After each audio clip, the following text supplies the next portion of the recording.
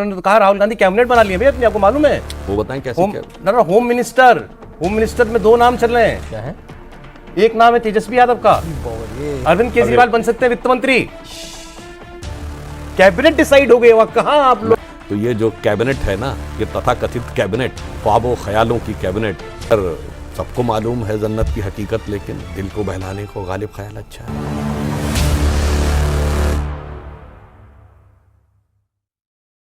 अब तो सब ये जानना चाह रहे हैं कि आज जरा आप सुधांशु जी जो है, बिल्कुल ईमानदारी से बिल्कुल जरा ये बता दीजिए, जरा 4 तारीख वाला मामला जो है क्या है भाई? योगेंद्र यादव जी कह रहे हैं 240 260, एक और सिफारिश बहुत बड़े वाले हैं, वो भी कह दिए नहीं आ रही, फुल मेजोरिटी नहीं आ रही। देखिए 2019 में कितने लोग हमें फुल मेजोरिटी दे रहे थे बताइए?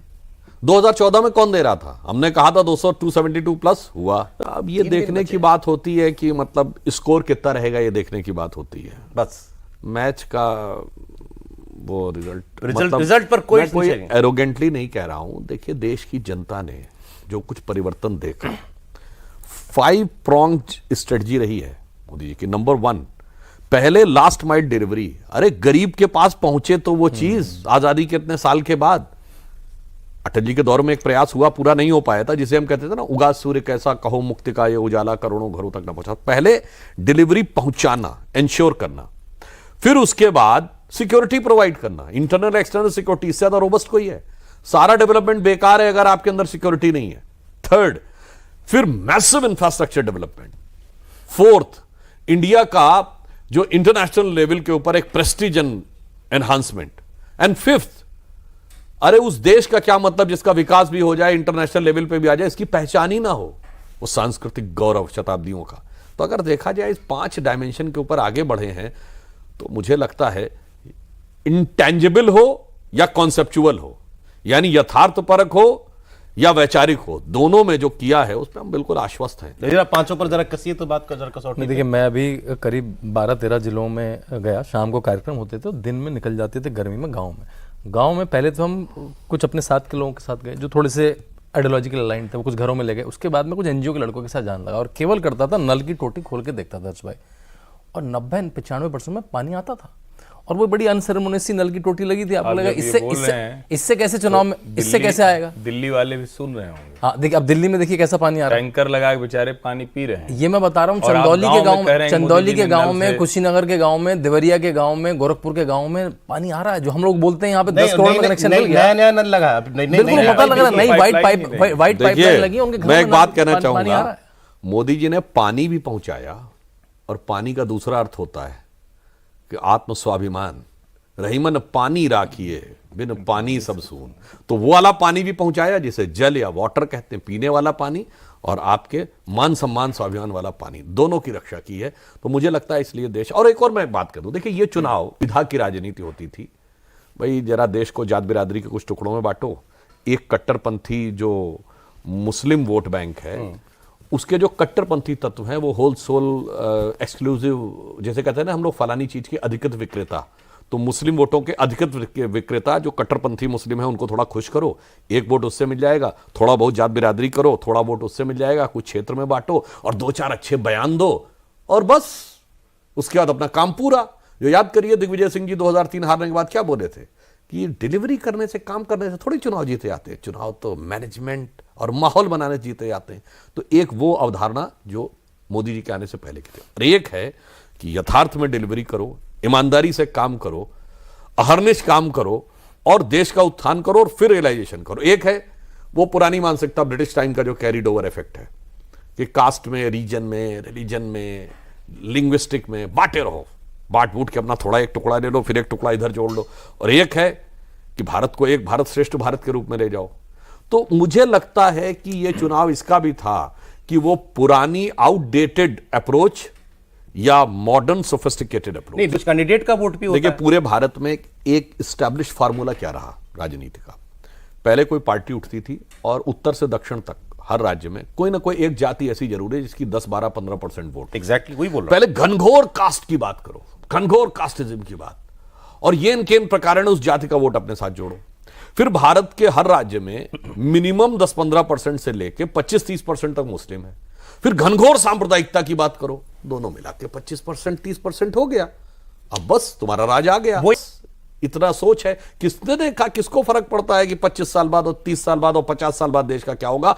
हमारी सोच क्या है? प्रधानमंत्री जी ने क्या कहा? ये 25 साल का जो अमृत काल है, ये वो आधार बनाएगा जो 1000 साल तक भारत का के भविष्य का बेस तैयार करेगा। इसका मतलब 10 साल का परफॉर्मेंस जो अमित शाह जी ने कहा था, 25 साल का एजेंडा, 1000 साल का विजन और 10,000 साल पुरानी प्रेरणा।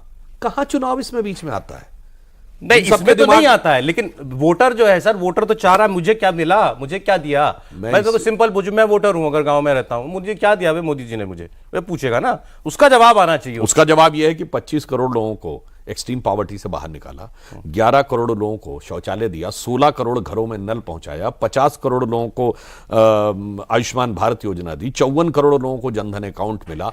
इसके अलावा फिर चाहे रेडी पटरी वालों के लिए योजना रही हो या विश्वकर्मा योजना रही हो, किसान सम्मान निधि रही हो, और हर गांव में सड़क पहुंचाई, हर गांव में बिजली पहुंचाई, अब इस समय देश में कोई ऐसा राज्य नहीं जिसमें एयरपोर्ट ना हो, पूर्वोत्तर में रेल पहुंचाई। तो ऐसी बात नहीं है ये जिसे कहते हैं एयरपोर्ट tangible। से जहाज। अब एक और बात बताएं, और भी अगर देखिए, दुनिया का सबसे ऊंचा पुल कहां है? कश्मीर। कश्मीर में। दुनिया का चिनाब पे। वो किस कालखंड में बना? अभी ये बताइए, सबसे बड़ा केबल का पुल कहां है? गुजरात में। सबसे बड़ा समुद्र पे सेतु मुंबई के पास अटल सेतु। अगर हमने नदी के नीचे से मेट्रो बनवाई कोलकाता में, ये सब कुछ हुआ ही नहीं। चलो मान सकते हैं तुमको राम मंदिर, काशी विश्वनाथ का कॉरिडोर, उससे दिल में दर्द होता हो, अरे ये तो डेवलपमेंट है, ये तो अपनी आंखों से देखो, इसमें कोई किंतु परंतु। चलिए, विमान वाहक युद्धपोत भारत ने बना लिया अपना, अब एसॉल्ट राइफल्स भी बनने लगी। अब यही देखिए, मतलब कहना नहीं चाहिए कि क्या विचित्र उनकी बुद्धि को कहा जाए। कहते हैं संपत्ति का हम बंटवारा करेंगे। अरे भाई, संपत्ति तो अब अर्जित करने का वक्त आया भारत का। 4-4, 5-5 देशों से डिफेंस एग्रीमेंट हुए हैं।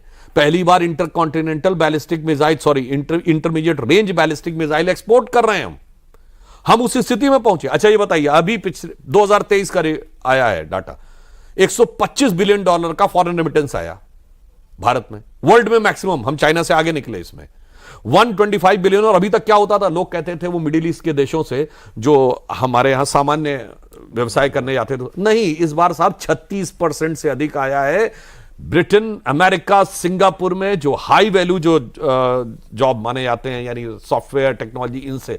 अरे अब तो भारत दुनिया की संपत्ति लाने की बात आई है और इनका दिमाग वहीं अटका पड़ा है जैसे कि उससे पहले कुछ होता ही नहीं था। ये उन लोगों को लगे जिनके लिए राम चुनावी मुद्दा हो। हमारे लिए चुनाव थोड़ी राजनीति का भी मुद्दा नहीं है। हम तो उस दौर में खड़े थे जब 2 सीटों की पार्टी थे, तो सपने में गुमान नहीं था, हमारी पीढ़ी को गुमान नहीं था। जो सीनियर लोग हैं उनको तो छोड़ दीजिए, कभी जिंदगी में सत्ता आएगी केंद्र की और स्पष्ट बहुमत की सरकार आएगी, ये तो हमें लगता था पता नहीं हमारी जिंदगी में कभी वो दिन आएगा भी नहीं। तब खड़े थे जब लोग हम लोगों का मजाक उड़ाते थे, कहते आरएसएस वाले फैनेटिक हैं, इनके दिमाग की सनक है, मंदिर कोई मुद्दा हो सकता है, इनको तो राजनीति की समझ नहीं है। और आज 303 सीटों के आने के बाद वो काम करके दिखाया। इसलिए वो हमारे आत्मसंकल्प, भारत की अस्मिता का मुद्दा है। जो इन्होंने कहा, हम लोग उस समय एक गीत गाते थे कि हम मन में भगवान राम के धाम के लिए कहते थे, रोम रोम में रमा है राम का पवित्र नाम, राम का ललाम धाम कैसे भूल जाएंगे। और जन्मभूमि को अनेक बार दे चुके हैं रक्त, और वक्त जो पड़ा तो रक्त और भी चढ़ाएंगे। इस प्रेरणा से चल रहे थे। कहां उसमें राजनीति थी, चुनाव थी, ये थी लाठी गोली खाएंगे, मंदिर वहीं बनाएंगे। आपको याद हो उस समय, मैं तो उसको देखा हूं यंग एज में साहब। अगर देखें तो उस जमाने में जो कुछ कैसेट्स बनते थे, तब ऐसे टीवी चैनल्स नहीं थे कि सारे आते हैं। उसमें दिखाया गया है कि जो कारसेवक हैं उन्होंने दो ने एक दूसरे को ऐसे पकड़ रखा है, यानी दोनों की सिर्फ पीठ है और सरकते हुए पीछे जा रहे हैं, पुलिस वाले लाठी मार रहे हैं। जब एक की पीठ में इतना दर्द हो जाता है कि वो लाठी नहीं सह सकता, तो लोग अपने को चेंज कर लेते हैं, अब दूसरा वाला जाएगा। और उनके हाथ में चाकू है, चाकू रस्सा काटने के लिए है, उसी चाकू से वो पुलिस पे अटैक कर सकते तो नहीं कर रहे हैं। ये विजुअल्स देखे हैं, ऐसे थोड़ी है कि फिर मैं जो कई बार बोल चुका हूं फिर बोल रहा हूं, किसी को लगता होगा ये कोई चीज की ये कुछ ऐसी चीज है। 9 नवंबर 1989 को जिस दिन शिलान्यास हुआ था, जो पहली ईंट कामेश्वर चौपाल से रखवाई गई थी, जो ये लोग कहते हैं ना कि कोई मंडल वंडल कुछ नहीं आया था, वो तथाकथित निचली जाति थे, हम किसी को नीचा नहीं मानते, यानी उस समय के हिसाब से वो विषय सामाजिक समरसता का था। और उस दिन कौन सा था? देवोत्थानी एकादशी, 30 अक्टूबर 1990। वो फेमस कार सेवा परिंदा नहीं पर मार पाएगा, जिस दिन बलिदान करते हुए कार सेवकों ने जाके झंडा फहरा दिया था, देवोत्थानी एकादशी। और 9 नवंबर 2019 जिस दिन सुप्रीम कोर्ट का जजमेंट आया, जाके चेक कर लीजिएगा, 8 और 9 नवंबर को देवोत्थानी एकादशी। अच्छा। मानिए तो संयोग और मानिए तो दैव योग। और ये दुनिया में शायद ये सोचने वाली बात होगी कि हम देवताओं का आह्वान करते हैं और फिर कहते हैं स्व स्व स्थाने गच्छ। ये हम करते हैं हर पूजा में, और हम तो मानते ही हैं कि हम सब देव का अंश हैं, हम किसी ईश्वरीय प्रेरणा से किसी न किसी काम के लिए तो आए हुए हैं। अब अगर इसको भी कोई दूसरी तरह अब से एक देख रहा है, बात इसको सुनिए, देखिए। कहना चाहता हूं, मोदी जी को प्रेरणा कहां से मिलती है? बाबा विश्वनाथ की धरती का वो रिप्रेजेंटेशन करते हैं पार्लियामेंट में, तो शायद शंकर जी का जो पूरा स्वरूप है वो किसी भी ऐसे व्यक्ति को क्या प्रेरणा देगा? मैं मधु से अनभिज्ञ आज भी जीवन भर विषपान किया नहीं विध्वंस विश्व का आजीवन निर्माण किया है। सन्यासी हूं दीन दुखी मानव के मन में रहता हूं, वनवासी हूं पर वैभव से दुनिया की झोली भरता हूं, और शूल भरे कंटक पथ पर जीवन भर अभियान किया है, और मुट्ठी भर अवशिष्ट भस्म पर आजीवन अभियान किया है, और जरूरत पड़ी तो प्रलयंकर हूं महाकाल बन पापों का अवसान किया है, किया नहीं विध्वंस विश्व का अरे आजीवन पापों का निर्माण। अवसान फिर क्या, अब फिर कहेंगे लोग जो है डरा रहे बालाकोट। हैं, ए, सुनिए। 4 तारीख के बाद पापों का अवसान करना शुरू करेंगे फिर इस वो बार होगा। नहीं नहीं देखिए, वो तो सहज भाव से हो रहा है। वो लोग कहते हैं ना एक्सरे कराएंगे, अब एक्सरे में तो 2200 करोड़ की संपत्ति निकल आती है, तो उस पर बिलबिलाने लगते हैं। अरे आपको अच्छा समय कम रह गया, वो तो बताया ही नहीं इनको अभी तक। राहुल गांधी की कैबिनेट, ठीक बात। अरे उस दिन हमारे मेहमान आए पत्रकार, वो सीनियर जर्नलिस्ट हैं, उन्होंने तो कहा राहुल गांधी कैबिनेट बना लिए भाई अपनी, आपको मालूम है? वो बताएं कैसे होम क्या? ना होम मिनिस्टर में 2 नाम चल रहे हैं। क्या है? एक नाम है तेजस्वी यादव का, बाबरे। सच में बताया है भाई, टीवी पर बताया उन्होंने। अरविंद केजरीवाल बन सकते हैं वित्त मंत्री। कैबिनेट डिसाइड हो गई, वहां कहां आप मैं लोग भी आपको बैठे बता हैं? रहा हूं, ऐसा है, जिन लोगों ने थोड़ी बहुत हिस्ट्री पढ़ी हो, मिडिवल हिस्ट्री, तो जब दिल्ली सल्तनत बहुत कमजोर होने लगी थी, तो ऐसा था कि एक अमीरों का समूह उसे चलाता था, जिसे तुर्कान चहलगानी कहते हैं। सबने पढ़ा होगा अगर मिडिवल हिस्ट्री पढ़ी। तो तुर्कान चहलगानी क्या था कि वो कोई एक व्यक्ति के हाथ में सत्ता नहीं थी, वो सब साझा में होता था। सबने मिलकर इतना लूटा खाया कि पूरी दिल्ली सल्तनत डूब गई। तो ये जो कैबिनेट है ना, ये तथाकथित कैबिनेट, ख्वाबों ख्यालों की कैबिनेट, चलो पहले न बन पाए तो ख्वाब में ही बनवा लो, हकीकत में ना हो पाए तो सपना ही देख लो। तुर्कान चहलगानी वाली है। तो इसलिए कभी कभी क्या होता है कि जिसे लगे कि हकीकत में नहीं हो सकता, तो सपनों में देखकर, सबको मालूम है जन्नत की हकीकत, लेकिन दिल को बहलाने को गालिब ख्याल अच्छा है।